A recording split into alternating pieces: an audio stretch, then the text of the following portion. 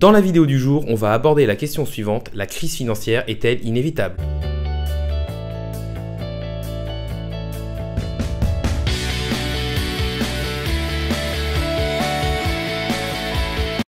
Salut à tous, c'est Inspecteur Crypto, bienvenue dans la vidéo du jour qui va être un peu comme ma dernière vidéo sur BlackRock. Cette fois, ce sera une vidéo plus sur la crise financière. Le but de ces vidéos, c'est en période de bear market, essayer peut-être d'un peu plus s'ouvrir l'esprit et de comprendre les mécanismes qui sont indirectement ou directement liés aux cryptos, mais qui ne sont pas forcément directement dans le monde de la crypto. Donc là, on va plus parler du fait de est-ce que la crise mondiale est-elle vraiment inévitable, en parlant des possibles cracks boursiers qu'on a déjà eu, de regarder quelles sont les menaces qui planent sur notre monde actuel, pour essayer un peu de situer aussi un peu dans quel environnement nous sommes, parce que forcément l'environnement macroéconomique et financier global vont aussi influer sur les marchés des crypto-monnaies et sur le marché boursier de manière plus générale. N'hésitez pas à liker la vidéo, n'hésitez pas non plus à me dire en commentaire ce que vous pensez de ce type de vidéo et si pour vous je dois continuer à faire des vidéos comme ça et essayer d'ouvrir un peu plus la chaîne sur la finance de manière un peu plus globale. N'hésitez pas non plus à vous abonner, ça récompense le travail que je fais au jour le jour et ça permet de faire grossir la communauté. N'oubliez pas non plus mon Twitter InspecteurCrypt1, ça me permet de gagner en visibilité. On va tout de suite passer sur le thème de la vidéo du jour, à savoir la crise mondiale est-elle inévitable ? Les différents cracks boursiers et crises mondiales ont secoué l'économie mondiale. En 2008, on a vu une crise systémique provoquée par les subprimes reliés au marché de l'immobilier et à un trop fort endettement des acteurs mondiaux et des ménages. La force de l'argent et d'une devise réside dans la confiance que l'on lui accorde. La perte de confiance dans les devises fiat pourrait amener à une mutation de l'ordre économique mondial qui peut s'expliquer par plusieurs catalyseurs. Les élections tendues, les périodes de récession et d'inflation forte, l'augmentation des inégalités, l'explosion de la dette des pays mais aussi des entreprises, la course à l'armement et les différentes guerres et conflits mondiaux. On pourrait donc assister à la fin d'un cycle économique majeur. L'économie se définit par les différents échanges mondiaux, que ce soit au niveau macro ou au niveau microéconomique. Le Forum économique mondial a identifié les principaux risques mondiaux qui pourraient emmener à une crise. Ils sont de diverses sortes, à savoir des risques économiques, environnementaux, géopolitiques, sociétaux ou technologiques. Concernant les risques économiques, ils sont principalement reliés à la crise de la dette qui a augmenté avec le Covid et la crise sanitaire. Le crédit est au cœur de l'économie. Aujourd'hui, il y a énormément de dettes et le montant d'argent en circulation est supérieur à la richesse produite. Les banques augmentent les taux pour lutter contre l'inflation. Cette crise de l'inflation se traduit par une moyenne de 7,7% en 2022 pour les pays de l'OCDE. L'OCDE, c'est l'Organisation de coopération et de développement économique qui regroupe environ 38 pays, dont par exemple la France, l'Italie, la Grande-Bretagne et l'Allemagne. Pour combattre le Covid, les banques centrales ont imprimé des quantités astronomiques d'argent et soutenu artificiellement les marchés financiers. Il est temps, maintenant, pour la Fed et la BCE d'alléger leur bilan et d'augmenter les taux d'intérêt pour lutter contre une inflation galopante. Mais la Fed doit le faire de manière progressive pour éviter l'effondrement des marchés qui ont été dopés à l'argent magique. L'expansion économique demande de l'endettement, ce qui accroît les inégalités de richesse, provoque l'inflation et amène à l'augmentation des taux et à une récession économique. Cela peut amener à l'explosion des bulles, comme par exemple dans l'immobilier ou la bulle boursière qu'on est en train de connaître. On assiste à un changement dans l'ordre économique mondial avec le fort développement des BRICS, qui représentent le Brésil, l'Inde, la Chine et l'Afrique du Sud, et qui disposent de plus de 80% des ressources stratégiques de la planète. Les USA, qui sont la première puissance mondiale, se font rattraper par la Chine qui pourrait passer devant dans les années à venir. Il faut savoir que le PIB des USA est environ de 22 900 milliards de dollars et que la Chine compte 18 milliards de dollars de PIB. De plus, le yuan, qui est la devise de la Chine, devient de plus en plus puissant et de plus en plus une monnaie de réserve et de confiance qui pourrait prendre la place du dollar, mais qui reste encore de nos jours largement leader dans les échanges mondiaux. Il existe aussi des tensions géopolitiques qui ont forcément un poids sur les économies. On assiste à des guerres commerciales entre les États-Unis et la Chine, mais aussi à des tensions militaires comme récemment avec la guerre en Ukraine ou les tensions dans le golfe de Taïwan. La course aux armes de destruction massive renforce les tensions qui se traduisent par des échecs de la coopération internationale contre la cybercriminalité ou, par exemple, contre le terrorisme.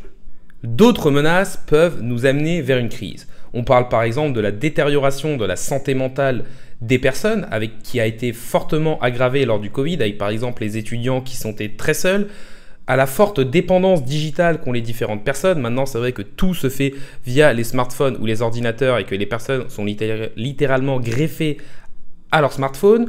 Il y a aussi une crise des ressources naturelles avec d'énormes menaces environnementales. Avec par exemple la surconsommation de matières premières, il faut savoir qu'on consomme plus que ce que la planète peut produire.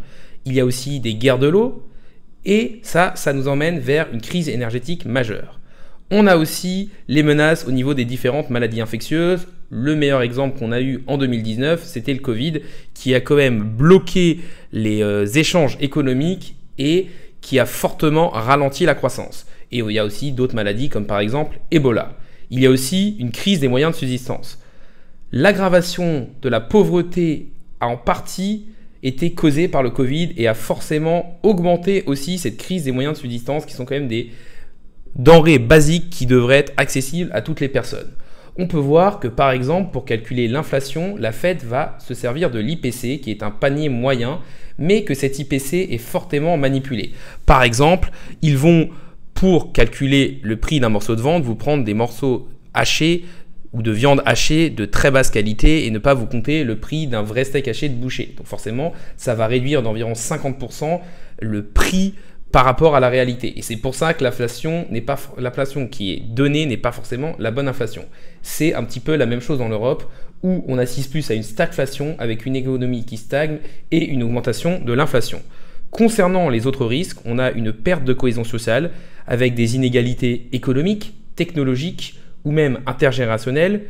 Aussi un problème au niveau de la destruction de la biodiversité avec énormément de pollution, de déforestation et même l'agriculture intensive, des phénomènes météorologiques extrêmes dont la fréquence et l'intensité augmentent, et aussi l'échec de politiques environnementales, et tout ça qui a pour lien une conséquence financière et sociale qui pourrait du coup emmener à une crise.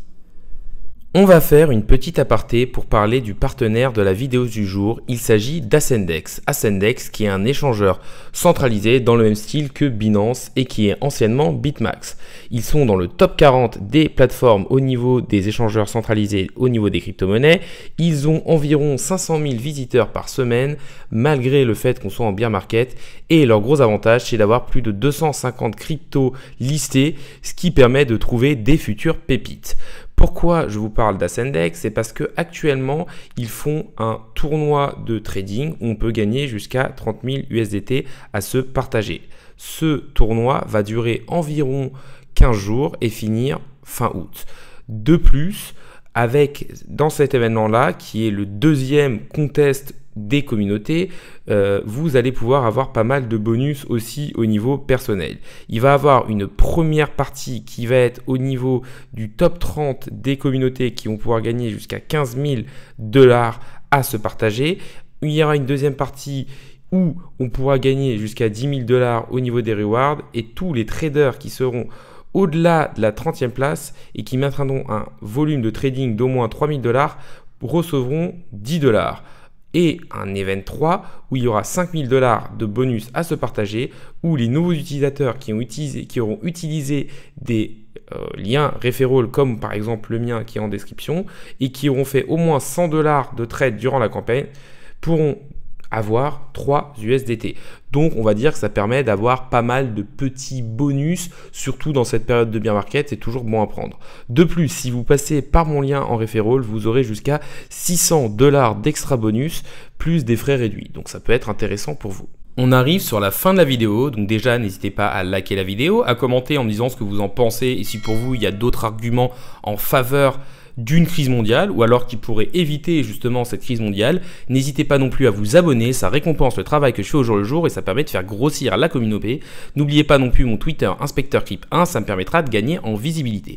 Pour résumer, pas mal de menaces qui nous font penser qu'une crise devrait arriver d'un point de vue financier et économique avec un changement majeur de façon de penser et de modèle économique, possiblement qui pourrait nous emmener vers une émergence des crypto-monnaies ou tout du moins des CBDC, c'est-à-dire des crypto-monnaies de banque centrale qui permettraient aux États d'avoir encore plus le regard et de domination sur sa population. Après, ce sont forcément que des questions qui sont levées et des questionnements qui sont levés. Personne ne sait encore de quoi l'avenir est fait, mais on voit que quand même pas mal d'éléments nous emmènent quand même à une crise majeure qui ne devrait pas forcément arriver tout de suite, mais qui est quand même quelque chose à surveiller pour les années à venir.